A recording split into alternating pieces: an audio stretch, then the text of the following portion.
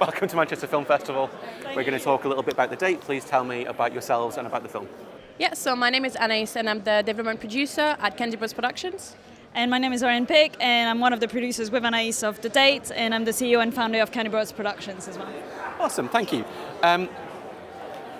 So I'm not going to use the word controversial because it's not. It's really wholesome. But how difficult was it to get the messaging right and the imagery right with such a young character, given the subject matter? Definitely very difficult because, like you said, I mean, yes, we don't want to say that it's controversial, but it is uncomfortable to watch. And we remember, for instance, being at one festival at some point, and there's one man that just did not get the message whatsoever and thought that the filmmakers wanted to make her sexy and wanted to make her, want to have sex with her, essentially, which is the complete opposite to what we wanted to say with the film, obviously. But at the same time, it proves a point, and it proves that the message is still coming across, and we're sparking the right conversation with the film.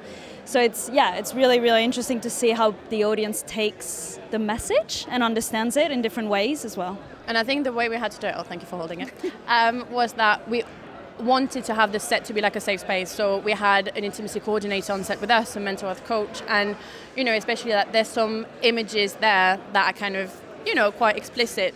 And the way we wanted to do it is that we partnered with a female-led company who basically is about empowering women and empowering sex and all this kind of subject that we tackled in the film. So it was really important for us to find the right people to partner to get the right message across, and I think we hope that we managed to do that. But yeah. Should we give a shout out to that company? Should we give a shout out to that company?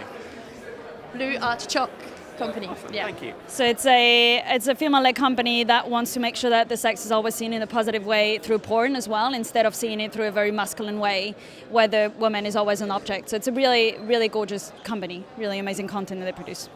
Yeah, I think the messaging is important. There's probably a couple in there, but to me, because it's the last message is about consent.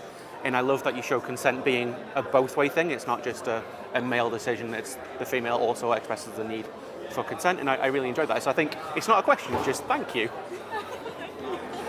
I think a more important question is, how do you get young women to see this? How do we go what? How do you get young women to see this? Yeah, tricky. It's a really interesting question. I think the good thing that we had is on set, we had a lot of women. We had like 96% on set.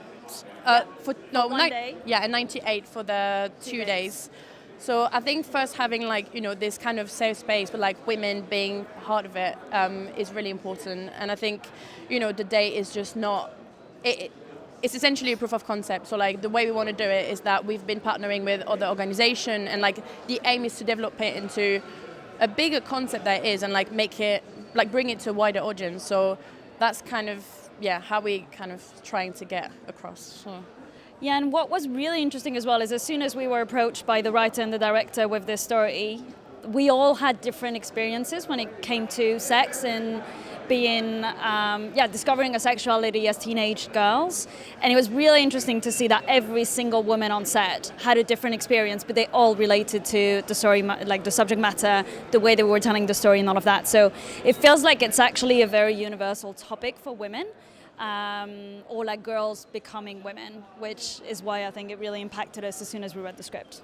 And I think as well it's like the fragility of Sasha trying to express herself, but also Belle, and like all these other characters that are like what it is to be a woman and what it is to explore your sexuality when you're in a society that don't really allow you to do so. Although like not children, but like teenagers watch porn younger and younger, so it was really interesting to have that, and like talking about this with like different crew members, and like sometimes it was with the cast as well when the intimacy coach was talking to them. So it was really weird to discuss this, but like it was a good way to share our experiences and what It breaks the taboo. Exactly. Yeah.